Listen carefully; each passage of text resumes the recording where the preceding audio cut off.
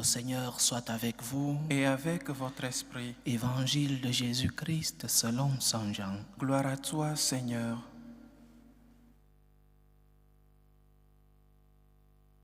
En ce temps-là, Jésus disait à ses disciples, « Quand viendra le défenseur que je vous enverrai d'auprès du Père, lui, l'Esprit de vérité qui procède du Père, il rendra témoignage en ma faveur. Et vous aussi, vous allez rendre témoignage, car vous êtes avec moi depuis le commencement. Je vous parle ainsi pour que vous ne soyez pas scandalisés. On vous exclura des assemblées. Bien plus, l'heure vient où tous ceux qui vous tueront s'imagineront qu'ils rendent un culte à Dieu. Ils feront cela parce qu'ils n'ont connu ni le Père ni moi. Eh bien, voici pourquoi je vous dis cela. Quand l'heure sera venue, vous vous souviendrez que je vous l'avais dit. Acclamons la parole de Dieu. Louange à toi, Seigneur Jésus. Pour le Juif, le succès était une bénédiction et l'échec une malédiction. Lorsqu'une personne avait le succès, on disait que le Seigneur l'a béni. Et lorsqu'une personne souffrait, on parlait de malédiction de Dieu. Même la maladie était considérée comme un test de Dieu, une punition de Dieu pour un péché commis par cette personne souffrante ou même un péché commis par les prédécesseurs de cette personne. Nous pouvons le voir très clairement dans le livre de Job. Les souffrances de Job sont considérées comme un péché de Job lui-même, un péché caché, ou alors un péché de l'un de ses parents. Et comme beaucoup d'entre eux, les Juifs, ne croyaient pas en la vie éternelle, par exemple les Sadducéens, pour eux tout finissait ici sur la terre. Et nous aussi, nous avons hérité d'une partie de cette conception erronée du mystère de Dieu. Et parfois, quand une personne souffre, nous disons que Dieu l'a puni.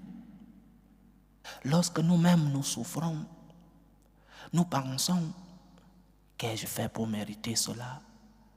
Pourquoi Dieu me punit-il? C'est une réalité qui était profondément ancrée dans l'âme juive. La bénédiction, c'était le succès, et la malédiction, c'était l'échec, la souffrance. Il est vrai que le Seigneur a purifié cette réalité erronée, ce récit erroné. Par exemple, je reprends l'exemple de l'enseignement du livre de Job, ou encore les textes des livres des Maccabées. Mais cette conception était déjà intimement liée au monde juif, mais était déjà intimement ancrée dans les cœurs de ces personnes. De manière que pour purifier cette conception, c'était difficile, je le dis. Nous avons, nous aussi, hérité de cette conception juive des choses, la malédiction avec l'échec et la personne bénie qui était une personne qui réussissait. Si tu ne réussissais pas économiquement ou en bonne santé ou avec des enfants ou autres, si tu ne réussissais pas, cela signifiait que Dieu te punissait pour quelque chose de mal que tu as fait ou pour quelque chose de mal qu'une des personnes qui t'ont précédé ont fait. Combien de fois dans nos vies nous doutons de l'amour de Dieu? Combien de fois dans nos vies, dans des moments difficiles, nous posons cette question erronée à Dieu? Le Christ crucifié, c'était aussi un signe d'un échec. Si le Christ était Dieu, si Dieu était derrière lui, Dieu ne pouvait pas laisser mourir son fils de cette façon. Si Dieu l'a laissé mourir de cette façon, alors le Christ mentait. C'est pourquoi les premières persécutions, c'est l'origine des premières persécutions. Si le Christ était Dieu, ou alors un envoyé de Dieu, il ne pouvait pas mourir ainsi. Ainsi, c'est un farceur. Ce qu'il a enseigné, c'était des affirmations fausses et ridicules. Le scandale de la croix venait confirmer les doutes de la divinité du Christ. Alors il fallait persécuter tous ceux qui parlaient au nom de ce farceur, de ce menteur, parce qu'il est mort crucifié. Une terrible mort, la mort. Cette mort-là était considérée comme une malédiction. Nous aussi, dans nos moments de difficulté, la famille, les enfants, le travail, la santé, la mort, nous courons le risque de penser que Dieu nous a abandonnés.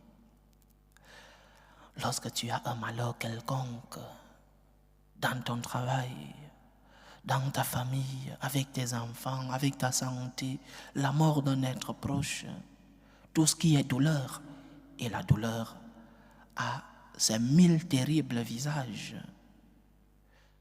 nous courons le risque de penser que le Seigneur nous a punis pour un mal que nous avons fait ou alors pour un mal commis par un de tes prédécesseurs.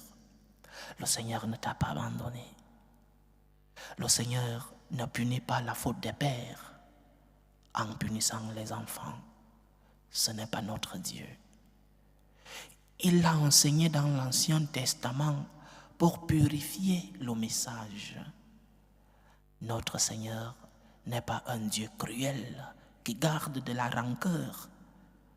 Notre Seigneur est miséricordieux. Et nos fautes, nos péchés, lorsque nous demandons humblement pardon à Dieu, il nous les pardonne.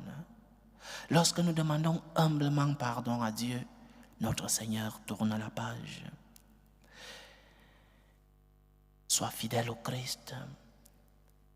Ne dis pas, Seigneur, j'ai été fidèle, ou alors j'ai essayé d'être fidèle, et pourquoi je souffre?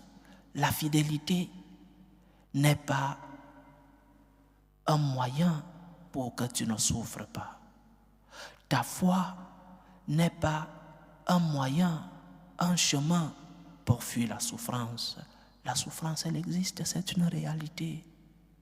Et lorsqu'elle arrive, comme elle est arrivée dans la vie de notre Seigneur, lorsqu'elle arrive, ce que tu dois demander au Seigneur, c'est mon Dieu, aide-moi. Aide-moi, Seigneur. Cette croix, cette souffrance, aide-moi, Seigneur. Donne-moi la force. Parce que le piège du diable, c'est de nous faire croire que nos souffrances proviennent de Dieu.